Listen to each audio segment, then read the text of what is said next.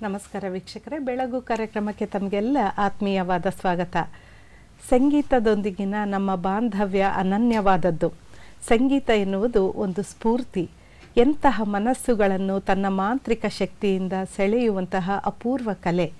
ಇಂತಹ ಒಂದು ಸಂಗೀತ ಕ್ಷೇತ್ರದಲ್ಲಿ ಸಾಧನೆಯನ್ನು ಮಾಡಿದಂತಹ ಗಾಯಕಿ ಅಂಜಲಿ ಹಳಿಯಾಳ್ ಅವರು ಇಂದಿನ ನಮ್ಮ ಬೆಳಗು ಕಾರ್ಯಕ್ರಮವನ್ನು ಬೆಳಗಲಿರುವ ಅತಿಥಿ.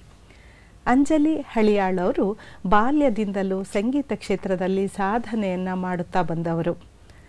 ದೂರದರ್ಶನ ಕೇಂದ್ರ, ಬೆಂಗಳೂರು ಆಕಾಶವಾಣಿ ಕೇಂದ್ರಗಳಲ್ಲಿ ಕಲಾವಿದೆಯಾಗಿ ಕಾರ್ಯನಿರ್ವಹಿಸಿರುವ ಅಂಜಲಿ ಹಳಿಯಾಳ್ ಅವರು BSNLಲ್ಲಿ ಉದ್ಯೋಗಿಯಾಗಿಯೂ ಕಾರ್ಯವನ್ನು ನಿರ್ವಹಿಸಿದವರು.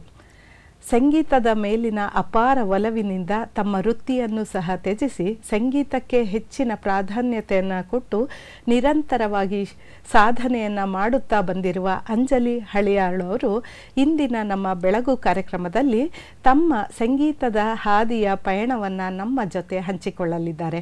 ವೀಕ್ಷಕರೇ, ನಿಮ್ಮೆಲ್ಲರ ಪರವಾಗಿ ಅವರನ್ನು ಕಾರ್ಯಕ್ರಮಕ್ಕೆ ಸ್ವಾಗತಿಸುತ್ತಿದ್ದೇನೆ. ನಮಸ್ಕಾರ ಅಂಜಲಿ. ತಾವು ಒಂದು ಸಂಗೀತ ಕ್ಷೇತ್ರದಲ್ಲಿ ನಿರಂತರವಾಗಿ ಅಂದರೆ ಬಾಲ್ಯದಿಂದಲೂ ತಾವು ಸಾಧನೆ ಮಾಡ್ತಾ ಬಂದವರು. ನಿಮ್ಮ ಒಂದು ಬಾಲ್ಯದ ಒಂದು ಸಂಗೀತದ ಒಂದು ಕಿರುಪರಿಚಯವನ್ನು ಮಾಡ್ತೀರಾ ನಮಗೆ? ಬಾಲ್ಯದಲ್ಲಿ ಅಂತಂದರೆ ಚಿಕ್ಕವಳಿರುವಾಗ ನಾನು ಬಹಳ ಸಂಗೀತವನ್ನು ಕೇಳ್ತಾ ಇದ್ದೆ. ಅಂದರೆ ಬಹಳಷ್ಟು ಸದಾ ರೇಡಿಯೋಗೆ ಅಂಟ್ಕೊಂಡಿರ್ತಾ ಇದ್ದೆ. ಬೆಳಗಿಂದ ಸಾಯಂಕಾಲ ತನಕ ಎಲ್ಲ ಕಾರ್ಯಕ್ರಮಗಳು, ವಿವಿಧ ಭಾರತೀಯ ಕಾರ್ಯಕ್ರಮಗಳು, ಮಂಚಾಹಿಗೀತು, ಛಾಯಾಗೀತು, ಹೀಗೆ ಎಲ್ಲ ಕಾರ್ಯಕ್ರಮಗಳು, ಅನುರಂಜಿನಿ, ಹೀಗೆ ಏನೇನೋ ತುಂಬ ಕಾರ್ಯಕ್ರಮಗಳು ಬರ್ತಾ ಇತ್ತಲ್ಲ. ಸೊ ಅದನ್ನು ಕೇಳುವ ಒಂದು ಅಭ್ಯಾಸ ತುಂಬ ಇತ್ತು ಆಗ. ಸೊ ಅದೊಂದು ಕೇಳುವ ಪ್ರಕ್ರಿಯೆಯಿಂದ ನನಗೆ ತುಂಬ ಹೆಲ್ಪ್ ಆಯಿತು. ಮುಂದೆನೂ ನನಗೆ ಸದಾ ಅದೇ ಒಂದು ರೀತಿ ಕಲಿಕೆ ಆಗೋಯ್ತು. ಹೌದು.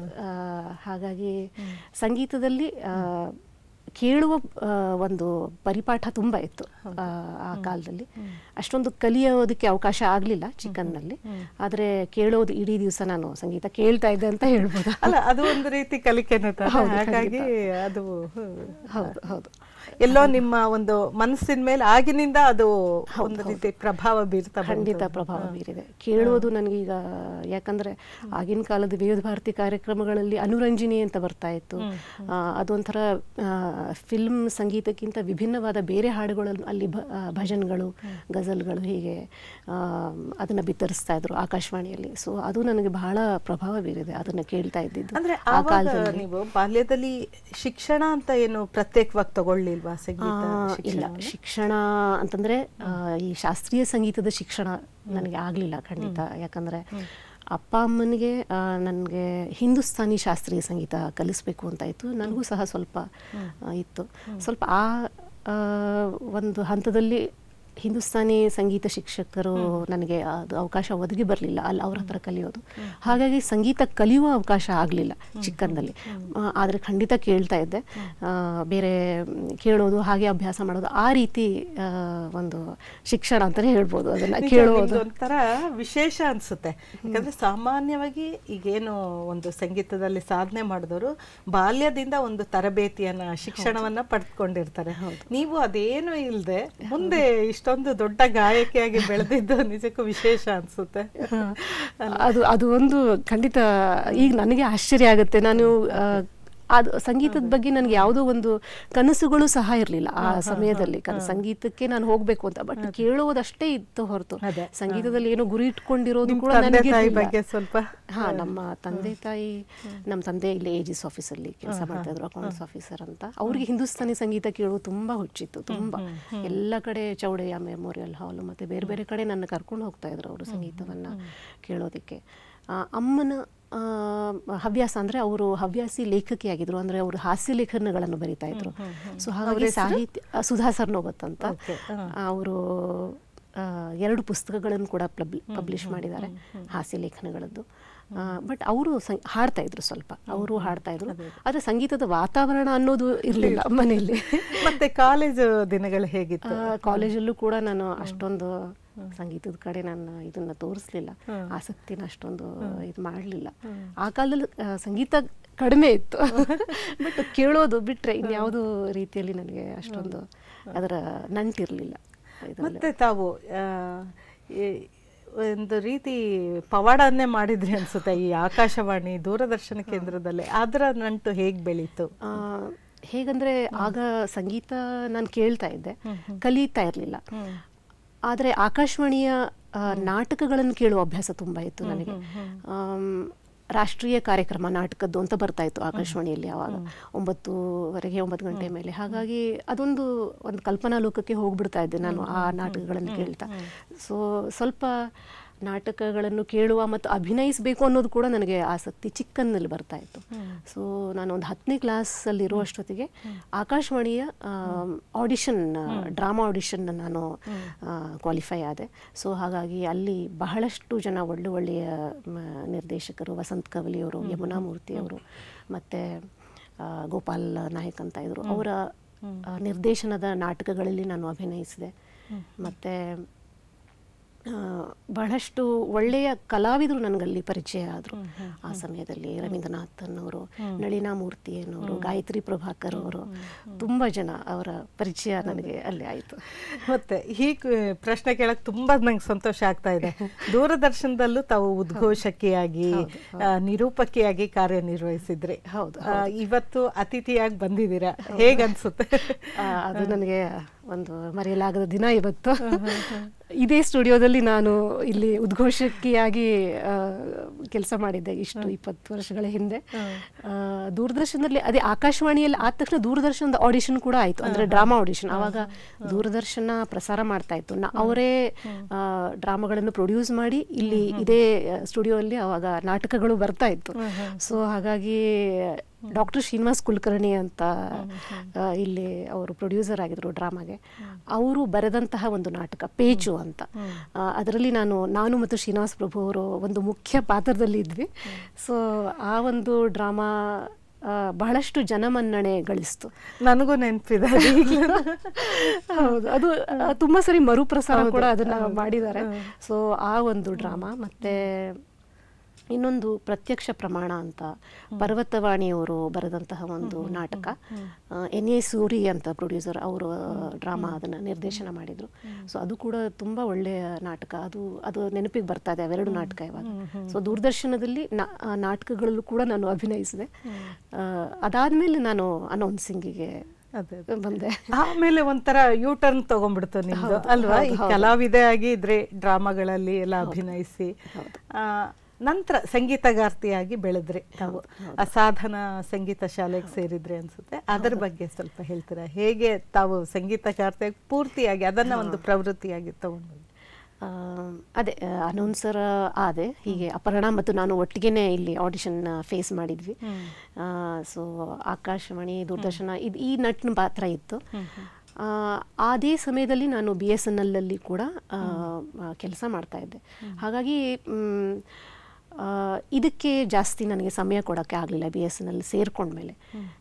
ಸೊ ಬಹಳಷ್ಟು ದಿನಗಳು ನಾನು ಸಂಗೀತ ಅದ ಕಡೆ ನಾನು ಆಸಕ್ತಿ ತೋರಿಸಲಿಲ್ಲ. ಮನೆ, ಮದುವೆ, ಮಗು ಹೀಗೆ ಬಹಳಷ್ಟು ವರ್ಷ ಆದಮೇಲೆ, ಅಂದರೆ ನನ್ನ ಮಗನಿಗೆ ಒಂದು 8-10 ವರ್ಷ ಇದ್ದಾಗ ನಾನು ನಮ್ಮನೆ ಹತ್ರ ಸಾಧನಾ ಸಂಗೀತ ಶಾಲೆ ಇದೆ ಅಂತ ಹೇಳಿ ಅವನನ್ನು ಸೇರ್ಸೋಕ್ಕೆ ಕರ್ಕೊಂಡು ಹೋದೆ. ಆ್ಯಕ್ಚುಲಿ ಕೀಬೋರ್ಡ್ ಏನೋ ಸೇರಿಸೋಣ ಅಂತ. ಅಲ್ಲಿ ಸುಗಮ ಸಂಗೀತದ ತರಬೇತಿ ನೀಡ್ತಾರೆ ಅಂತ ಆವಾಗ ನನಗೆ ಗೊತ್ತಾಯಿತು. ಸೊ ಬಹಳ ಖುಷಿಯಿಂದ ಆವಾಗ ನಾನು ಸೇರಿಕೊಂಡೆ. ಒಂದು ಕನಸಿಗೆ ಒಂದು ರೆಕ್ಕೆ ಮೂಡ್ತು ಅನಿಸ್ತು ನನಗೆ. ಅಲ್ಲಿ ತನಕ ಕಲಿಯೋ ಒಂದು ಇದಿರಲಿಲ್ಲ. ಸೊ ಆವಾಗ ಸಾಧನಾ ಸಂಗೀತ ಶಾಲೆಗೆ ಸೇರಿದ ಮೇಲೆ ಬಹಳ ಕಾತರದಿಂದ ಕಾಯ್ತಾ ಇದ್ದೆ, ಕ್ಲಾಸ್ ಯಾವಾಗ ಬರುತ್ತೋ ಅಂತ. ಸೊ ಅಲ್ಲಿ ಚೆನ್ನಾಗಿತ್ತು. ಅಲ್ಲಿ ಬಹಳ ನನಗೆ ಸಾಧನಾ ಸಂಗೀತ ಶಾಲೆಯಲ್ಲಿ ನಮ್ಮ ಮೆಚ್ಚಿನ ಮಂಜುಳಾ ಗುರುರಾಜ್ ಮೇಡಮ್ ಅವರು, ಅವರು ಬಹಳಷ್ಟು ಅಂದರೆ ಒಬ್ಬ ವಿದ್ಯಾರ್ಥಿಯ ಸರ್ವಾಂಗೀಣ ಬೆಳವಣಿಗೆಗೆ ಅವರು ಒತ್ತು ನೀಡ್ತಾ ಇದ್ರು. ಹೇಗಂದರೆ ಗಾಯಕರಿಗೆ ಸಂಗೀತ ಒಂದೇ ಅಲ್ಲ, ಎಲ್ಲ ರೀತಿಯ ಒಂದು ಅನುಭವ ಇರಬೇಕು, ಬರವಣಿಗೆ ಇರಬೇಕು, ಒಂದು ಸ್ಟೇಜ್ ಪ್ರೆಸೆನ್ಸ್ ಇರಬೇಕು, ಮತ್ತು ಕಾರ್ಯಕ್ರಮನ ಸಂಚಾಲನೆ ಮಾಡೋದು, ನಿರ್ವಹಣೆ ಮಾಡೋದು, ನಿರೂಪಣೆ ಮಾಡೋದು, ಎಲ್ಲದರಲ್ಲೂ ಅವರು ನಮಗೆ ತರಬೇತಿ ನೀಡ್ತಾ ಇದ್ರು. ಮತ್ತು ಆ ಒಂದು ವಿದ್ಯಾರ್ಥಿಗೆ ಏನು ಕೊರತೆ ಇದೆ ಅದನ್ನು ನೋಡಿ ಅವರು ಅದಕ್ಕೆ ಸರಿಯಾದ ಒಂದು ಮಾರ್ಗದರ್ಶನ ನೀಡ್ತಾ ಇದ್ರು.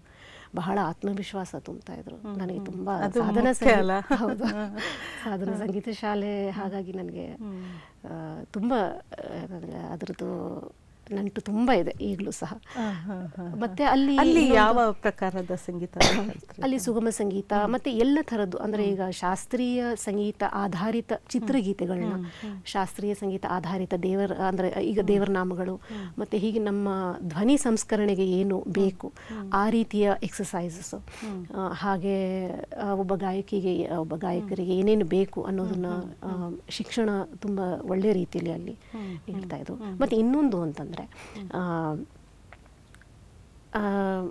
ಪ್ರತಿಷ್ಠಿತ, ಅಂದರೆ ಸಂಗೀತ ಕ್ಷೇತ್ರದಲ್ಲಿ ಸಾಧನೆ ಮಾಡಿದವರು, ಅಂದರೆ ಈಗ ಪಿ.ಬಿ. ಶ್ರೀನಿವಾಸ್ ಇರ್ಬೋದು, ಎಸ್ ಜಾನಕಿ ಅಮ್ಮ ಇರ್ಬೋದು, ವಾಣಿ ಜಯರಾಮ್ ಇರ್ಬೋದು, ಅವರನ್ನು ಕರೆಸಿ ವಿದ್ಯಾರ್ಥಿಗಳೊಂದಿಗೆ ಅವರ ಪ್ರತ್ಯಕ್ಷ ಭೇಟಿ, ಅವರ ಸಂಗೀತವನ್ನು ಕೇಳುವ ಒಂದು ಸುಯೋಗ, ಮತ್ತು ಅವರ ಅನುಭವದ ಅಮೃತವನ್ನು ನಾವು ಅದನ್ನು ಪಡಿತಾ ಇದ್ವಿ ಅವರ ಮಾತುಗಳಲ್ಲಿ. ಹಾಗಾಗಿ ಅದೊಂದು ಅತಿ ಉತ್ತಮವಾದ ಒಂದು ಅವಕಾಶ ನಮಗೆ ಅಲ್ಲಿ, ಸುಯೋಗ ಅಂತಲೇ ಹೇಳ್ಬೋದು.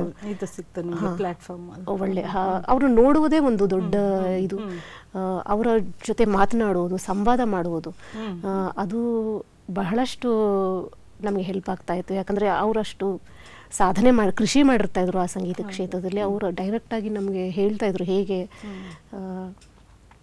ನಮ್ಮ, ಅಂದರೆ ಬೇರೆ ಟಿಪ್ಸ್ ಥರ ಹೀಗೆ ಕೊಡ್ತಾ ಇದ್ರು. ತುಂಬ ಅದರಿಂದ ಸಹಾಯ ಆಗ್ತಾ ಇತ್ತು ಎಲ್ಲ ವಿದ್ಯಾರ್ಥಿಗಳಿಗೆ. ಸೊ ಸಾಧನ ಸಂಗೀತ ಶಾಲೆ ಆಗಲೇ ನೀವು ಒಂದು ರೀತಿ ಒಂದು ಕಾರ್ಯಕ್ರಮ ನೀಡೋದಕ್ಕೆ ಪ್ರಾರಂಭಿಸಿದ್ರ? ಇಲ್ಲ, ಸಾಧನಾ ಸಂಗೀತ ಶಾಲೆಯಲ್ಲಿ ಇದ್ದಾಗಲೇ ನಾನು BSNL ಸಹ ಕೆಲಸ ಮಾಡ್ತಾ ಇದ್ದೆ. ಹಾಗಾಗಿ ಅಷ್ಟೊಂದು ಕಾರ್ಯಕ್ರಮಗಳನ್ನ ನೀಡೋ ಒಂದು ಇದಿರಲಿಲ್ಲ. ಮತ್ತು ಸಂಗೀತ ಅಷ್ಟು ಆಗಲೂ ಸಹ ನನಗೆ ಅಂದರೆ ಅಷ್ಟು ಸೀರಿಯಸ್ ಅಂತ ಆಗಿರಲಿಲ್ಲ. ಖಂಡಿತ ಬೇರೆ ಅಲ್ಲಿ ನಡೆಯುವ ಕಾರ್ಯಕ್ರಮಗಳು ಮತ್ತು ಆಫೀಸಲ್ಲಿ ನಡೆಯುವ ಕಾರ್ಯಕ್ರಮಗಳನ್ನ ನಾನು ನೀಡ್ತಾ ಇದ್ದೆ. ಹೇಗಿತ್ತು ಈ BSNL ಕೆಲಸ? ಒಂದು ರೀತಿ ಅದು ಬೇರೆದೇ ರೀತಿಯ ಕೆಲಸ ಆಗುತ್ತೆ. ಈಗ ಸಂಗೀತನೇ ಬೇರೆ ಒಂದು ಕ್ಷೇತ್ರ. ಎರಡು ಕ್ಷೇತ್ರಗಳಲ್ಲಿ ಹೇಗೆ ತಾವು ಒಂದು ಅಂದ್ರೆ ಕಾರ್ಯನಿರ್ವಹಿಸೋದಕ್ಕೆ ಹೇಗೆ ಅನ್ನಿಸ್ತಿತ್ತು? ಏನೆಲ್ಲ ಸವಾಲುಗಳನ್ನ ಎದುರಿಸಿದ್ರಿ?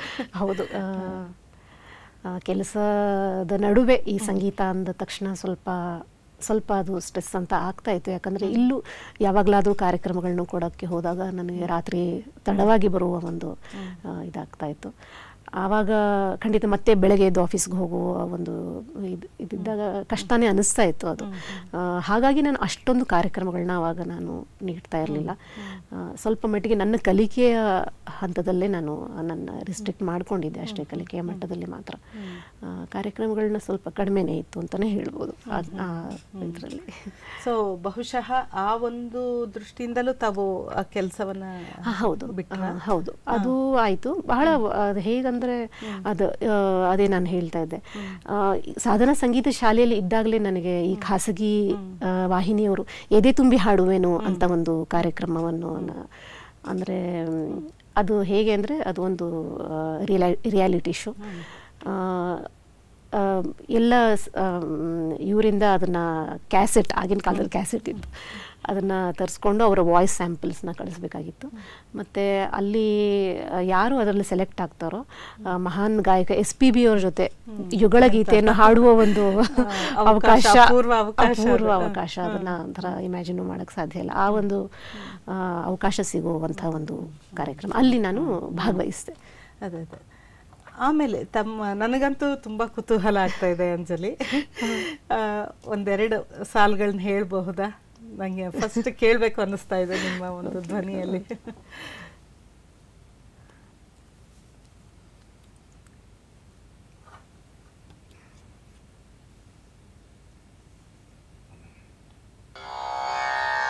ಇದೊಂದು NS ಲಕ್ಷ್ಮೀನಾರಾಯಣ ಭಟ್ ಅವರ ಒಂದು ಹಾಡು.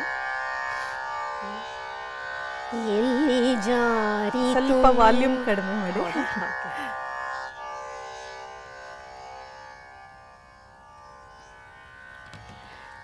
ಎಲ್ಲಿ ಜಾರಿತೋ ಮನವು, ಎಲ್ಲೆ ಮೀರಿತೋ, ಎಲ್ಲಿ ಅಲೆಯುತ್ತಿಹುದೋ ಏಕೆ ನಿಲ್ಲದಾಯಿತೋ, ಎಲ್ಲಿ ಜಾರಿತೋ ಮನವು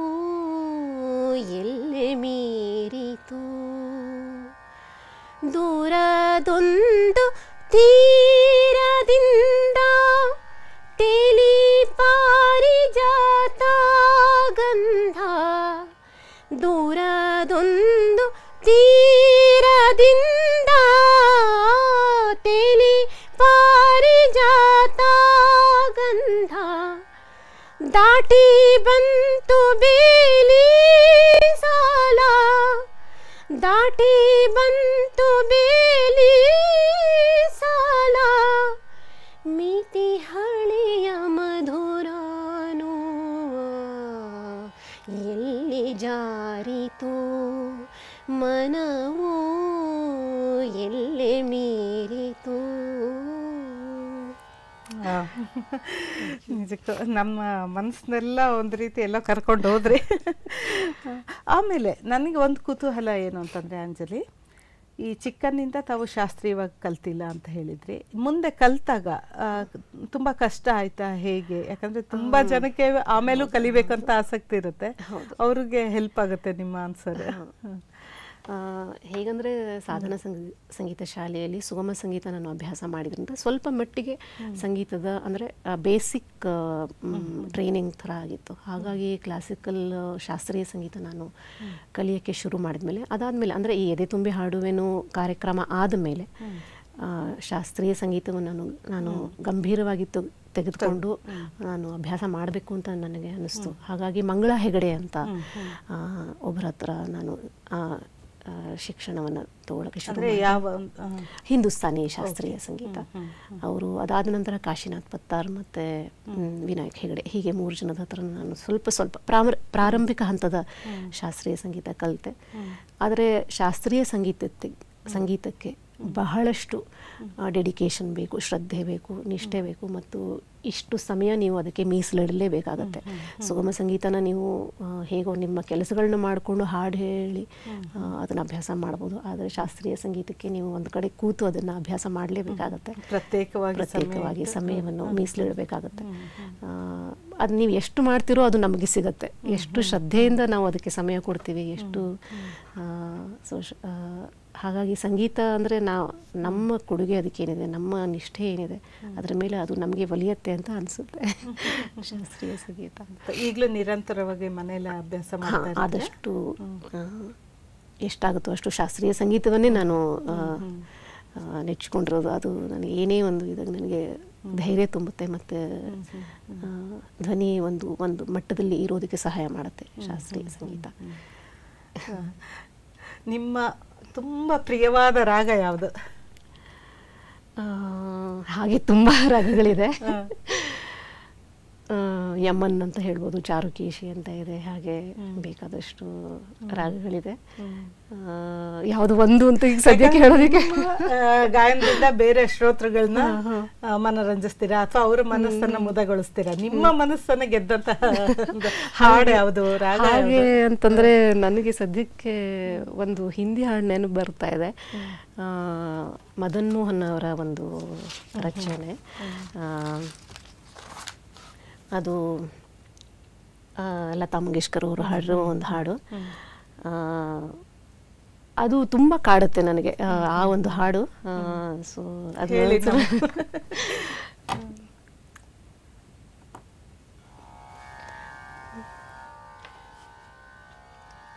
ज़रा सी आहट होती है तो दिल सोचता है, कहीं ये वो तो नहीं, कहीं ये वो तो नहीं,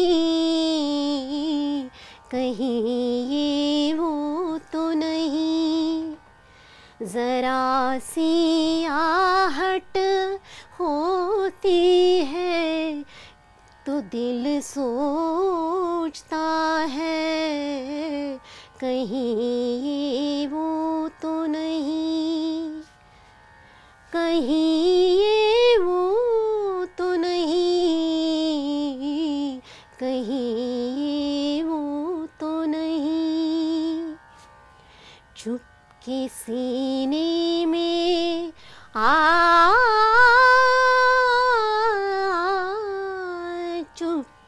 सीने में कोई जैसे सदा देता है, शाम से पहले दिया दिल का जला देता है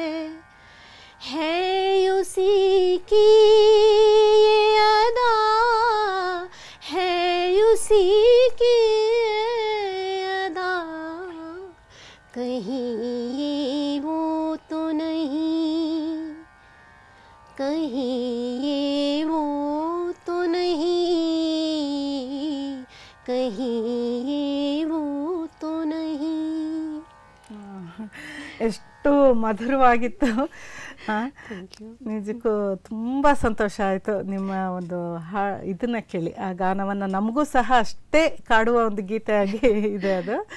ಆಮೇಲೆ ಮಧುರ ಅಂದ ತಕ್ಷಣ ಇನ್ನೊಂದು ಕೇಳಲೇಬೇಕು ನಿಮ್ಮನ್ನ. ಈ ನಮ್ಮ ದೂರದರ್ಶನದ ಮಧುರ ಮಧುರವಿ ಮಂಜುಳ ಗಾನದಲ್ಲಿ ತಾವು ಸಹ ತಮ್ಮ ಮಧುರ ಗೀತೆಗಳನ್ನ ನೀಡಿದವರು. ಅದರ ಒಂದು ಅನುಭವವನ್ನು ಹೇಳ್ತೀರಾ? ಹೌದು, ಮಧುರ ಮಧುರವಿ ಮಂಜುಳ ಗಾನ ಅತ್ಯಂತ ಪ್ರಸಿದ್ಧವಾದ ಕಾರ್ಯಕ್ರಮ, ಅತ್ಯಂತ ಜನಪ್ರಿಯ. ಅದು ನೋಡದಿರುವವರು ಯಾರು ಇಲ್ಲ ಅಂತ ಅನಿಸುತ್ತೆ. ಅದರಲ್ಲಿ ಒಂದು ನನಗೆ ತುಂಬ ಮೆಚ್ಚಿನ ಗೀತೆ ಅದು. ನನಗೆ ನಿಮಗೆ ಆಶ್ಚರ್ಯ ಆಗ್ಬೋದು, ಬಹಳಷ್ಟು ನಾನು ಎಲ್ಲಾರೀಶ್ವರಿ ಗೀತೆಗಳನ್ನ ತುಂಬ ಮೆಚ್ಕೋತೀನಿ ಮತ್ತು ನನಗೆ ಆರಾಧ್ಯ ದೇವತೆ ಅವರು. ಸೊ ನನಗೆ ಬಹಳ ಇಷ್ಟವಾದ ದೂರದಿಂದ ಬಂದಂತಹ ಒಂದು ಸುಂದರಾಂಗ ಜಾಣ ಅಂತ ಒಂದು ಗೀತೆ, ಅದನ್ನು ಹಾಡುವ ಅವಕಾಶ ನನಗೆ ಅಲ್ಲಿ ಸಿಕ್ತು. ಬಹಳ ಬಹಳ ನನಗೆ ಅದು ಸಂತೋಷ ತಂದಂಥ ಒಂದು ವಿಷಯ. ನನ್ನ ಲೈಫಲ್ಲಿ ಬಹಳಷ್ಟು ಸಾರಿ ಅದನ್ನು ಮರುಪ್ರಸಾರ ಕೂಡ ಮಾಡಿದ್ದಾರೆ. ದೂರದಿಂದ ಬಂದಂಥ ಸುಂದರಾಂಗ ಜಾಣ ಅದು ಕುರಾಸಿ ಅವರು ಬರೆದಿತ್ತು, ಕುರಾಸಿ ಸೀತಾರಾಮ ಶಾಸ್ತ್ರಿ ಅವರು. ಸಲೀಲ್ ಚೌಧರಿ ಅವರ ಒಂದು ಸಂಗೀತ ಇದೆ ಅದಕ್ಕೆ, ಸಂಶಯ ಫಲ ಚಿತ್ರದ್ದು. ಸೊ ಆ ಗೀತೆ ನಾನು ಅದರಲ್ಲಿ ಹಾಡಿದೆ. ಮತ್ತೆ ಇನ್ನು ಕೆಲವು ಗೀತೆಗಳನ್ನು ನಾನು ಮಧುರ ಮಧುರವಿ ಮಂಜುಳ ಗಾನದಲ್ಲಿ ಹಾಡಿದೆ. ಅದು ನೋಡೋಣ ಒಂದು ಝಲಕ್. ಯಾಕಂದ್ರೆ ಅದು ಎಲ್ರಿಗೂ ಇಷ್ಟವಾದ ಹಾಡೋದು. ಸುಂದರಾಂಗ ಜಾಣ ನೋಟದಲ್ಲಿ ಸೂರೆಗೊಂಡ ಅಂತರಂಗ ಪ್ರಾಣ, ದೂರದಿಂದ ಬಂದಂತ ಸುಂದರಾಂಗ ಜಾಣ ನೋಟದಲ್ಲಿ ಸೂರೆಗೊಂಡ ಅಂತರಂಗ ಪ್ರಾಣ, ಈತನಂತರಾಳ ಹೇಗೋ ರೀತಿ ನೀತಿ ಹೇಗೋ, ನಾ ಕಾಣೆ ನನ್ನ ದೇವರಾಣೆ, ಬಾಲಾರೆ ನೀವ ಭಾರಿ ಮೋಜುಗಾರ, ಬಾಲಾರೆ ನೀವ ತೀರ ಮೋಸಗಾರ, ಬಾಲಾರೆ ನೀವ ಭಾರಿ ಮೋಜುಗಾರ, ಬಾಲಾರೆ ನೀವ ತೀರ ಮೋಸಗಾರ, ಆಹ ಆಹ ಆಹ ಆಹ ಆಹ ದೂರದಿಂದ ಬಂದಂತ ಸುಂದರಾಂಗ ಜಾಣ.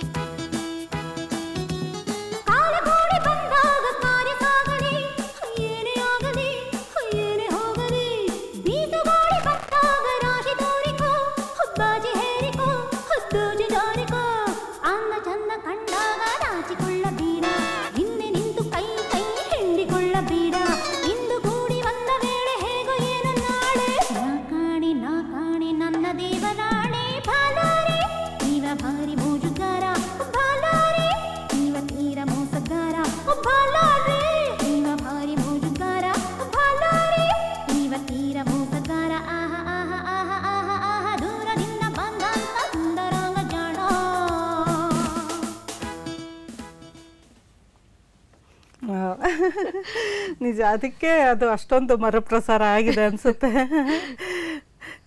ನೀವು ಇಲ್ಲಿ ಇಷ್ಟು ಗಂಭೀರವಾಗಿದ್ದೀರಾ, ಮತ್ತೆ ವೇದಿಕೆ ಮೇಲೂ ಒಂದು ರೀತಿ ಅಂದ್ರೆ ಅಲ್ಲಿ ಆ ಹಾಡಿಗೆ ಸರಿಯಾಗಿ ಭಾವನೆಗಳನ್ನು ತುಂಬ್ತೀರಾ. ಬಹುಶಃ ನಿಮ್ಮ ನಟನಾ ಕೌಶಲ್ಯ ಅದಕ್ಕೆ ಕಾರಣಬಹುದು ಅಂತ ಕಾಣಿಸುತ್ತೆ ಅಲ್ವಾ? ನಟನೆ ಮತ್ತು ಸಂಗೀತ ಎರಡು, ಅದ್ರ ಜೊತೆ ಬರವಣಿಗೆನೂ ಇದೆ ನಿಮ್ಗೆ. ಅದ್ರ ಬಗ್ಗೆ ಸ್ವಲ್ಪ ಹೇಳಿ. ಬರವಣಿಗೆ ಹಾಗೆ ಅಷ್ಟೊಂದು ಗಂಭೀರ ರೂಪ, ಆಸಕ್ತಿ ಎಲ್ಲ ಇದೆ, ಆಸಕ್ತಿ ಇದೆ.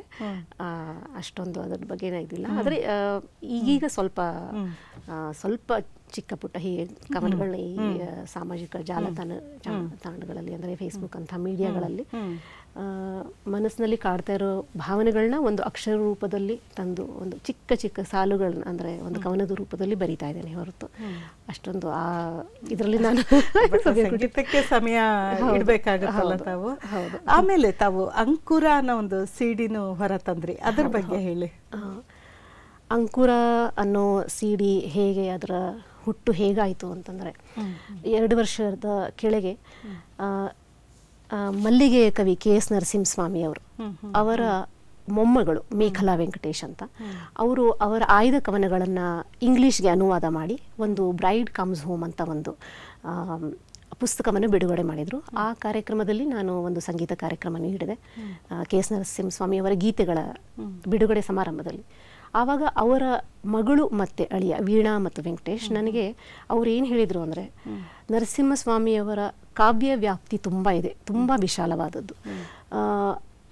ಏನಾಗಿದೆ, ತುಂಬ ಜನಕ್ಕೆ ಪ್ರಚಲಿತ ಗೀತೆಗಳಷ್ಟೇ ಅದರ ಜನಪ್ರಿಯಗೊಂಡಿದೆ. ಹಾಗಾಗಿ ಅವರ ಎಷ್ಟು ಬೇರೆ ಬೇರೆ ವಿಭಿನ್ನ ವಿಷಯಗಳಲ್ಲಿ ಅವರು ರಚನೆ ಮಾಡಿದ್ದಾರೆ ಕವನಗಳನ್ನ, ಅದು ಜನಕ್ಕೆ ತಲುಪಬೇಕು.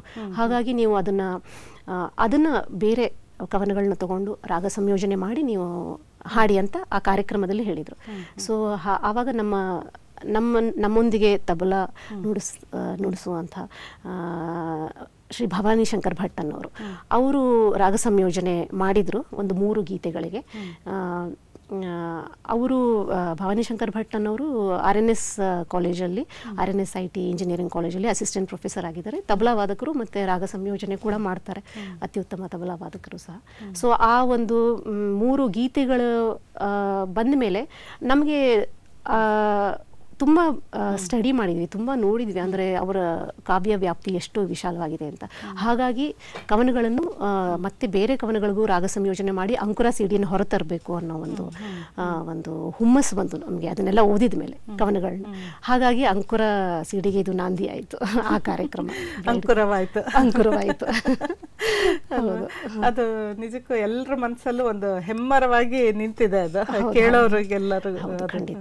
ಖಂಡಿತ ಅಂಕುರ ಅದರ ತಯಾರಿಕೆ ಇದರಲ್ಲಿ ಬಹಳಷ್ಟು ಅಂದರೆ ಪ್ರಖ್ಯಾತ ಸಂಗೀತಗಾರರು ಅದರಲ್ಲಿ ತಮ್ಮ ಸಂಗೀತದ ಪ್ರದರ್ಶನ ನೀಡಿದ್ದಾರೆ. ಅಂದರೆ ಅವರ ಸಿತಾರಲ್ಲಿ ಶ್ರುತಿ ಕಾಮತ್ ಅನ್ನೋರು ಮತ್ತು ಇನ್ನೂ ಅನೇಕರು, ಶಕ್ತಿಧರನ್ನವರು, ಮತ್ತು ವಿಭಿನ್ನವಾದ ರೀತಿಯಲ್ಲಿ ವಿನೂತನವಾದ ರೀತಿಯಲ್ಲಿ ಸಂಗೀತ ಸಂಯೋಜನೆ ಇವರು ಭವಾನಿ ಶಂಕರ್ ಭಟ್ ಅವರು ಅದಕ್ಕೆ ನೀಡಿದ್ದಾರೆ. ಮತ್ತು ಅದಕ್ಕೆ ಹಿನ್ನೆಲೆ ಸಂಗೀತ ನಾಡಿನ ಪ್ರಖ್ಯಾತ ತಬಲಾ ವಾದಕರಾದ ಗುರುಮೂರ್ತಿ ವೈದ್ಯ ಅವರು ಅದಕ್ಕೆ ಬಹಳ ವಿನೂತನ ರೀತಿಯಲ್ಲಿ ಅದರ ಹಿನ್ನೆಲೆ ಸಂಗೀತವನ್ನು ನೀಡಿದ್ದಾರೆ. ಅಂದರೆ ಬೇರೆ ಬೇರೆ ಥರದ ಹಾಡುಗಳಿದೆ ಅದರಲ್ಲಿ. ಒಂದು ಹಾಡು ಲಾವಣಿ ಥರ ಇದೆ. ಲಾವಣಿ ಅಂತಂದರೆ ಈಗ ಮಹಾರಾಷ್ಟ್ರದಲ್ಲಿ ಲಾವಣಿ ಪ್ರಕಾರ ಒಂದು ಸಂಗೀತ ಇದೆ. ಸೊ ಅದರ ಸಂಗೀತದ ನಡೆಗಳನ್ನು ಅದರಲ್ಲಿ ಉಪಯೋಗಿಸ್ಕೊಂಡು ಲಾವಣಿ, ಮತ್ತು ಅದೊಂದೇ ಅಲ್ಲ ಬೇರೆ ಎಲ್ಲ ರೀತಿಯ ಅಂದರೆ ಒಂದು ಕಥಕ್ ನಡೆ, ಭರತನಾಟ್ಯದ ನಡೆ ಮತ್ತು ಗುಜರಾತಿ ಗರ್ಭಾದ ನಡೆ ಎಲ್ಲವೂ ಒಳಗೊಂಡಿರುವಂತಹ ಒಂದು ಹಾಡು. ತುಂಬ ಜನ ಅದನ್ನು ನಾವು ನೃತ್ಯಕ್ಕೆ ಬಳಸ್ಕೋತೀವಿ ಅಂತ ಕೂಡ ಹೇಳಿದ್ದಾರೆ. ಎಲ್ಲಿ ಹೂವರಳಿ ಅಂತ ಇದೆ ಅದು ಹೂವು ಬೆಳ್ಳಿಗೆ ದೀಪ ಅನ್ನೋ ಒಂದು ಹಾಡು, ದೀಪಾವಳಿ ಪ್ರಯುಕ್ತ. ಸೊ ಆ ಹಾಡು ಒಂದಿದೆ.